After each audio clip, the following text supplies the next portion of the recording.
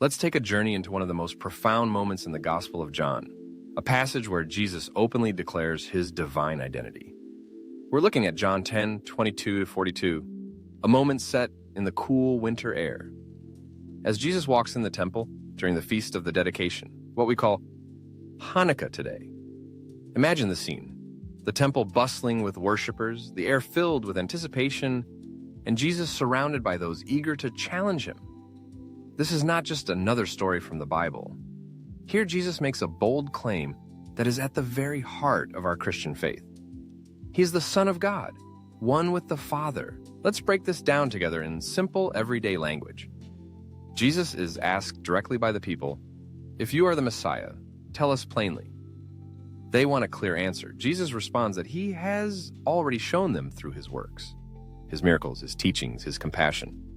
But they do not believe him. Why? Because as he says that you do not believe, because you are not among my sheep. This is a powerful image. Think of a shepherd who knows each of his sheep by name, who cares for them, guides them, and protects them from harm. The sheep trust their shepherd because they recognize his voice and know he will not lead them astray. In the same way, Jesus tells us that those who belong to him, his sheep, hear his voice and follow him. He promises them eternal life and assures that no one can snatch them out of his hand. This is a message of deep comfort and security. Just as a good shepherd keeps watch over his flock day and night, Jesus watches over each of us, calling us by name, caring for us, and guiding us safely home. But then Jesus goes even further. He says, "The Father and I are one." This is an extraordinary claim. In these words, Jesus is not just saying that he is close to God or that he speaks for God. He is saying that he shares the very life and nature of God himself. This is why some of those listening pick up stones. They understand that Jesus is claiming to be equal with God, and they see this as blasphemy. From a Catholic perspective, this passage is essential for understanding who Jesus is. The Catechism of the Catholic Church, in paragraphs 464 to 469, teaches us that Jesus is both fully God and fully human. He is not half and half or a mixture of the two. He is true God, begotten of the Father before all ages, and true man, born of the Virgin Mary. This is what we call the mystery of the Incarnation. As St. Augustine once wrote, "He became what we are, that he might make us what he is." Jesus' divinity is not something he takes on for a time, it is his eternal nature.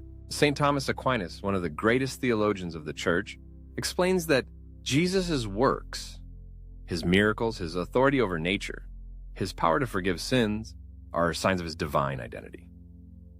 When Jesus says, "The Father is in me and I am in the Father," he is revealing the mystery of the Holy Trinity, that the Son and the Father are distinct persons, yet one God.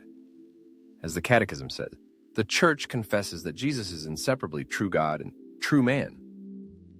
Pope Francis often reminds us that Jesus is not a distant figure from the past, but the living Son of God who walks with us today. In one of his homilies, Pope Francis said, "Jesus is the good shepherd who knows his sheep, who calls each by name, and who gives his life for them." This is not just a comforting thought, but an invitation. Jesus calls each of us to listen to his voice, to trust him, and to follow him, even when it is difficult or when others do not understand. The Church Fathers, like St. Cyril of Alexandria, saw in this passage the foundation for our understanding of the Trinity.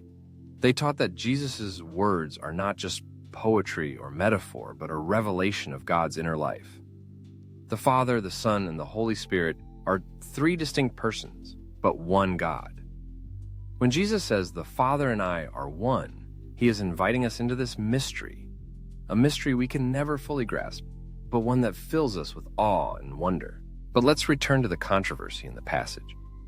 The people listening to Jesus are divided. Some are angry, some are confused, and some are curious.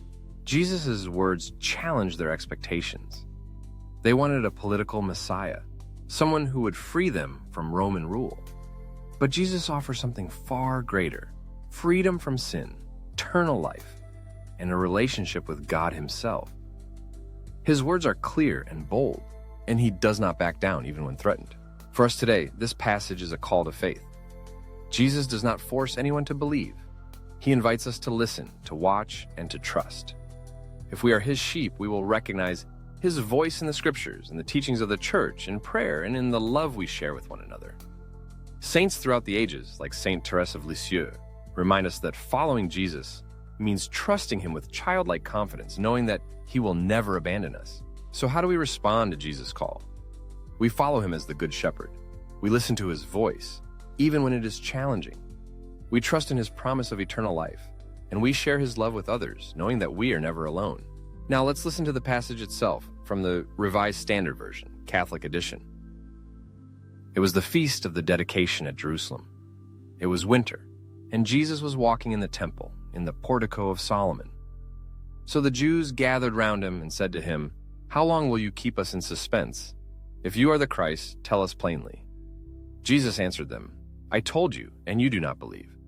The works that I do in my Father's name, they bear witness to me, but you do not believe, because you do not belong to my sheep. My sheep hear my voice, and I know them, and they follow me. And I give them eternal life, and they shall never perish, and no one shall snatch them out of my hand. My Father, who has given them to me, is greater than all, and no one is able to snatch them out of the Father's hand. I and the Father are one." The Jews took up stones again to stone him. Jesus answered them, "I have shown you many good works from the Father. For which of these do you stone me?" The Jews answered him, "We stone you for no good work, but for blasphemy, because you, being a man, make yourself God." Jesus answered them, "Is it not written in your law, 'I said you are gods'? If he called them gods, to whom the word of God came and scripture cannot be broken, do you say of him whom the Father consecrated and sent into the world, 'You are blaspheming, because I said, I am the Son of God'? If I am not doing the works of my Father, then do not believe me.